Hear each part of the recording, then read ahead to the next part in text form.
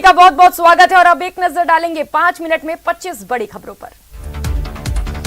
गुजरात में विधानसभा चुनाव के दूसरे फेज के लिए वोटिंग शुरू हो गई है। उत्तर और मध्य गुजरात के 14 जिलों की 93 सीटों पर सुबह 8 बजे से शाम 5 बजे तक मतदान होगा। दूसरे फेज में करीब 2.5 करोड़ मतदाता 833 कैंडिडेट्स की किस्मत का फैसला करेंगे। गुजरात विधानसभा चुनाव के दूसरे चरण के लिए मतदान जारी है। पीएम मोदी ने अहमदाबाद के रानीप में वोट डाला है। पीएम ने लोगों से की ज्यादा से ज्यादा मतदान करने की अपील। चूरू जिले के सरदारशहर विधानसभा क्षेत्र में मतदान शुरू हो गया है। सर्दी होने के बावजूद सुबह 8 बजे शुरू हुए मतदान में शहरी क्षेत्र के कई बूथों पर मतदाताओं में खासा उत्साह देखा गया। कोचिंग नगरी में बियर बार में फायरिंग से सनसनी फैल गई। हथियार लेकर बियर बार में बदमाश घुसे थे। फायरिंग में होटल व्यवसायी की बाल बाल जान बची।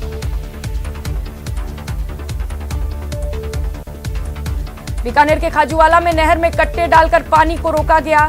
केजेडी नहर के आरडी 106 अवरोध लगाकर अधिक पानी लेने की कोशिश की जा रही है। टेल के किसानों ने मौके पर पहुंचकर इसका विरोध किया।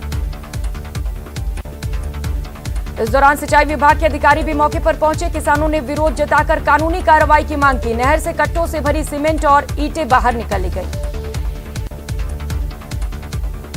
जैसलमेर में स्पेन के जोड़े ने 7 फेरे लिए हैं। हिंदू रीति रिवाज से विवाह रचाया। वे सारी रस्में अदा की जो हिंदू धर्म में होती हैं। पर्यटन व्यवसायी और स्पेन कपल के दोस्त अनुसार ये जोड़ा 6 साल पहले जैसलमेर आया था।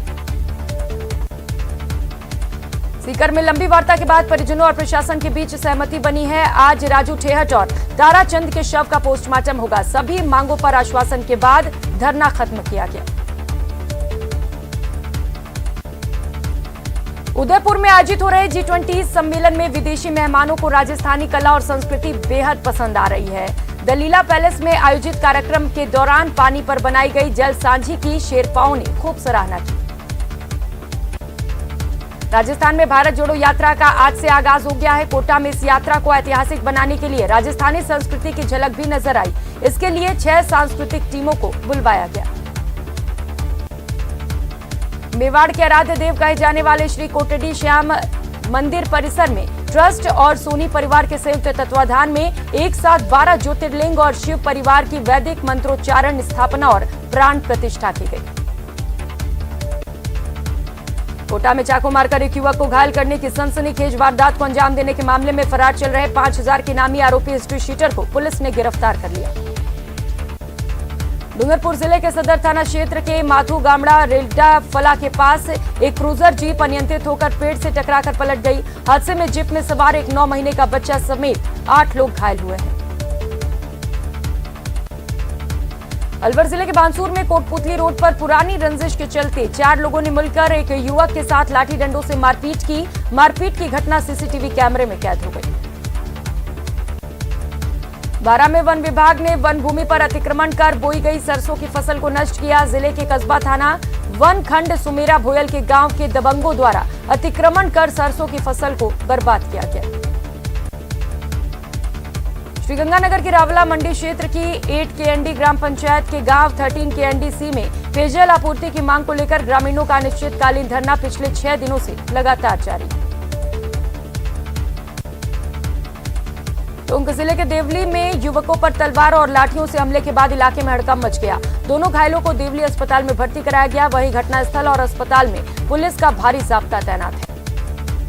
पश्चिम बंगाल की मुख्यमंत्री ममता बनर्जी आज दिल्ली के दौरे पर आएंगी। वे शाम को प्रधानमंत्री नरेंद्र मोदी से मुलाकात करेंगे और इसके बाद वे मंगलवार को राजस्थान के पुष्कर जाएंगी। बांसवाड़ा के मसूटिया गांव में जमीन को लेकर चचेरे भाई ने भाई के साथ मारपीट की, जिसे महात्मा गांधी अस्पताल में भर्ती कराया गया। परिजनों ने बताया कि कई दिनों से जमीन को लेकर विवाद चल रहा था। बांसवाड़ा के कुपड़ा हाईवे के पास अज्ञात वाहन ने व्यक्ति को टक्कर मार दी, जिसके बाद गांव के लोगों ने एम्बुलेंस की मदद से अस्पताल पहुंचाया, जहां व्यक्ति को मृत घोषित कर दिया गया। अलवर के अनिबी थाने में जैसलमेर रोडवेज के मुख्य प्रबंधक के साथ 77 लाख रुपए की ठगी करने का मामला दर्ज हुआ है, जिस पर एनिबी थाना पुलिस ने ठगी के मामले को दर्ज करते हुए ठगी करने वाले व्यक्ति की तलाश शुरू कर दी। श्रीगंगानगर में ठंड का एहसास लगातार बढ़ रहा है। सुबह जिले के ग्रामीण क्षेत्रों में कोहरा छाया है। अलवर की कपास विदेशों तक सप्लाई की जा रही है। विदेशों में कपास की डिमांड होने के कारण इस बार कपास के भाव में तेजी है और अलवर के किसानों को इसमें काफी फायदा साबित हो रहा है।